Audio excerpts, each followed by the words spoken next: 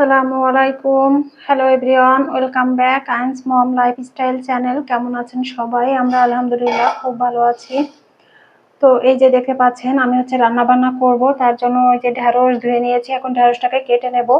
আজকে খুবই সিম্পল রান্না বান্না করব আর আপনাদের জন্য খুবই সিম্পল একটা ব্লগ ভিডিও তৈরি করব। তো আশা করছি আমার ভিডিওটি আপনাদের কাছে ভালো লাগবে, আর ভালো লাগলে প্লিজ একটি লাইক দিয়ে ভিডিওটা কন্টিনিউ করবেন। আপনার একটা লাইক আর একটা কমেন্ট কিন্তু আমাকে অনেক বেশি মোটিভেটেড করে পরবর্তী ভিডিও তৈরি করার জন্য।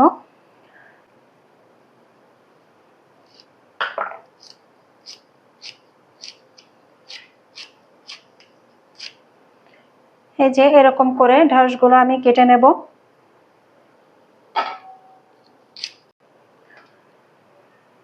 এই যে আমার সব ঢেঁড়সগুলো কাটা হয়ে গিয়েছে। এখন পেঁয়াজ রসুন যা লাগবে সেগুলো কেটে নেব।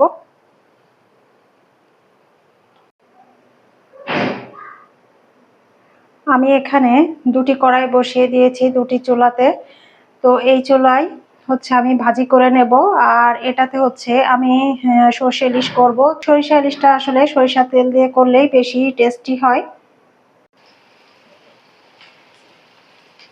তেলের মধ্যে আমি আপনার জিরা, তারপর সরিষা, কাঁচামরিচ, পেঁয়াজ সবকিছু পেস্ট দিয়ে দিয়েছি। আর এখন বাকি যে সব লাগবে সবকিছু এখন আমি দিয়ে দেব।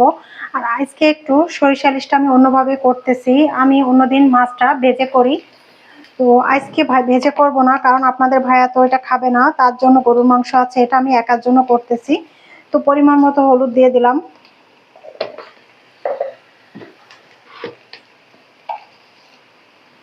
লবণ স্বাদ অনুযায়ী। যেহেতু আমি একা খাবো তাই আজকে একটু মরিচ বেশি দিব।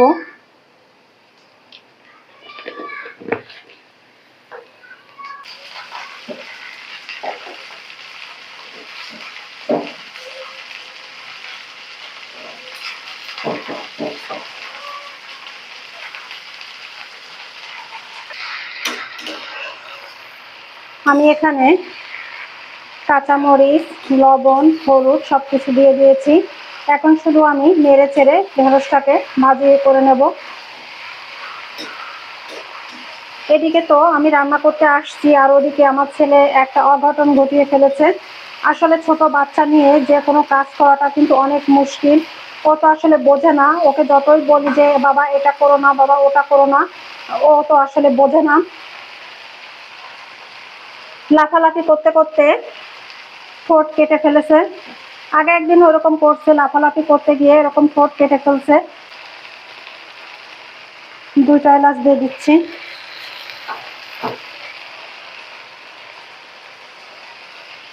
এখানে আর কিছুই আমি দিব না, এখন শুধু মশলাটাকে আগে কষিয়ে নেব।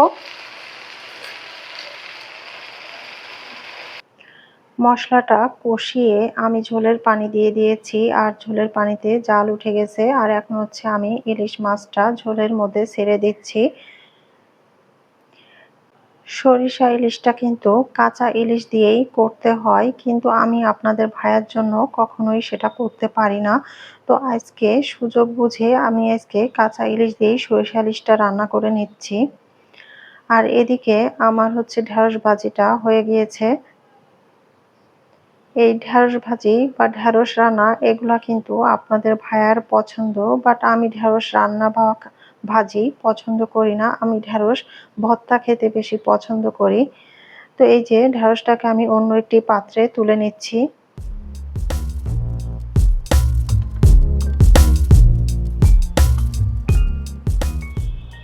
আর এদিকে আমি দেখে নিচ্ছি যে মাছটা কতটুকু রান্না হলো। তো আমার রান্না এখনো হয়নি, আমি আবার ঢাকা দিয়ে রেখে দেব কিছুক্ষণের জন্য।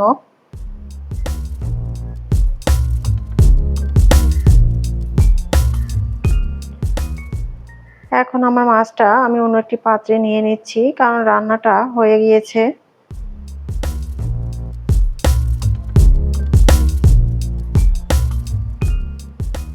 সরষে ইলিশটা আমার খুবই পছন্দের একটি রান্না, কিন্তু আপনাদের ভাইয়ের আবার সরিষা ইলিশটা খুব বেশি পছন্দ না। ও আসলে সবসময় সিম্পল খাবারই বেশি পছন্দ করে। আর এখন আমি হচ্ছে ফিল্টারে পানি দিয়ে দেব। এখন আসলে অনেক বেশি গরম পড়েছে আর পানির পরিমাণটাও বেশি লাগছে। যতই আমি পানি দিচ্ছি না কেন কিভাবে যে শেষ হয়ে যাচ্ছে আমি নিজেও বুঝতে পারছি না। তো যাই হোক, এখন হচ্ছে আমি ফিল্টারে পানি দিয়ে দিচ্ছি।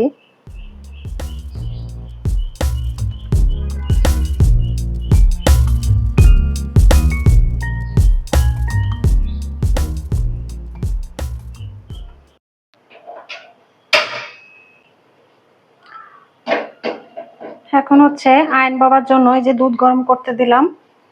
ও প্রতিদিন রাতে যেটা খায়। আর এখানে আয়নের জন্য অল্প করে ভাত রান্না করতে বসিয়ে দিলাম। আর এখন এই যে দেখতে পাচ্ছেন বেসিন ভরা থালা বাসন, এগুলো এখন হচ্ছে আমি ক্লিন করে নেব। থালা বাসন পরিষ্কার করে তারপরে হচ্ছে আমি চুলা পরিষ্কার করব এবং কিচেনটাকে সুন্দর করে ক্লিন করে নেব।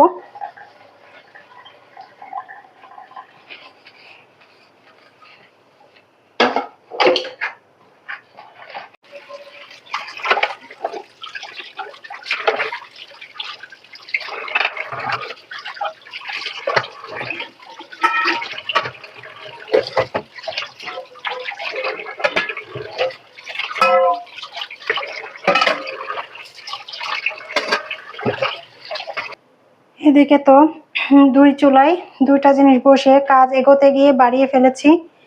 এই যে আয়ন বাবুর জন্য যে দুধ জাল দিতে দিয়েছিলাম, দুধটা পড়ে গেছে।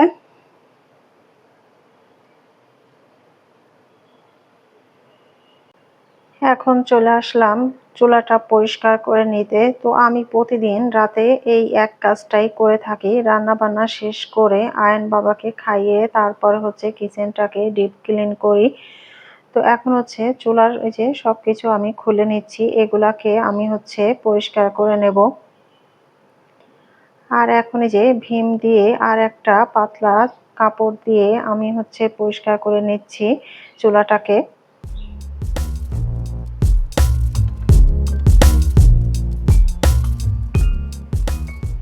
প্রতিদিন যদি এই কাজটা করে রাখা হয় তাহলে কিন্তু চুলা এবং কিচেনটা অনেক বেশি নোংরা হয় না।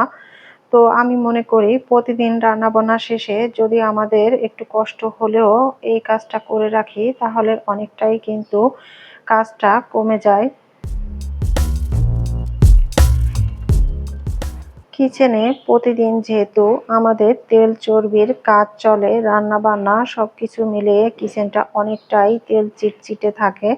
তো রান্না শেষে এই কাজটা করে নিলে অনেকটাই কিন্তু নিজের কাছেও ভালো লাগে আর কিচেনটা দেখতেও কিন্তু ফ্রেশ ফ্রেশ লাগে। আমি তো আমার কষ্ট হলেও এই কাজটা প্রতিদিন করে নেওয়ার চেষ্টা করি।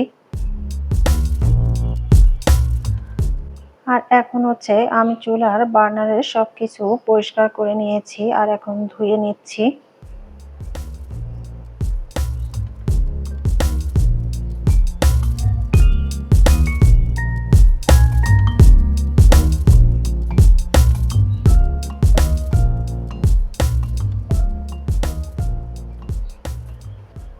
এখন আমি চুলার বার্নারের সবকিছু পরিষ্কার করে মুছে নিয়েছি আর এখন হচ্ছে নতুন করে আবার চুলায় লাগিয়ে রাখছি।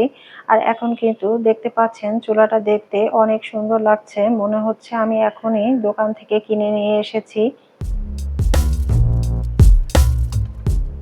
এখন শেয়ার করছি কিচেন পরিষ্কার করার পর এবং চুলা ক্লিন করার পর কিচেনটা আসলে কতটা ফ্রেশ লাগে আর দেখতে ভালো লাগে। এখন প্রায় রাত 12:30 বাজে। তো এখন হচ্ছে আমি নুডলস রান্না করতে চলে আসছি। আর আজকের এই নুডলসটা আমি গাজর আর ডিম দিয়ে রান্না করব। সিদ্ধ হয়ে গেছে নুডলসটা, এখন হচ্ছে পানিটা ঝরিয়ে নেব।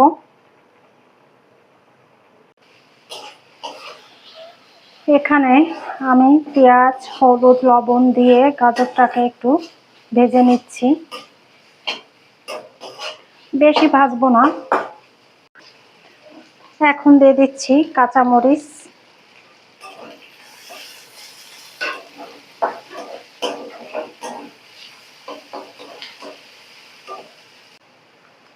এখন দিয়ে দিচ্ছি একটা ডিম। সুন্দর করে মেল্ট করে নেব। ডিম এবং গাজরটা সুন্দর করে ভেজে নিয়েছি। এখন হচ্ছে আমি নুডলসটা দিয়ে দেব।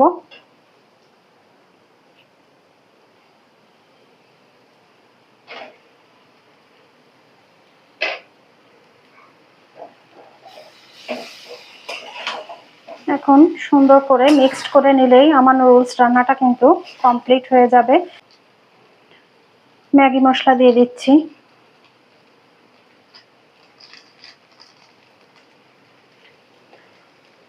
দুই প্যাকেট নুডলস দিয়েছি, তাই আমি 2 প্যাকেটই মশলা দিয়ে দিলাম।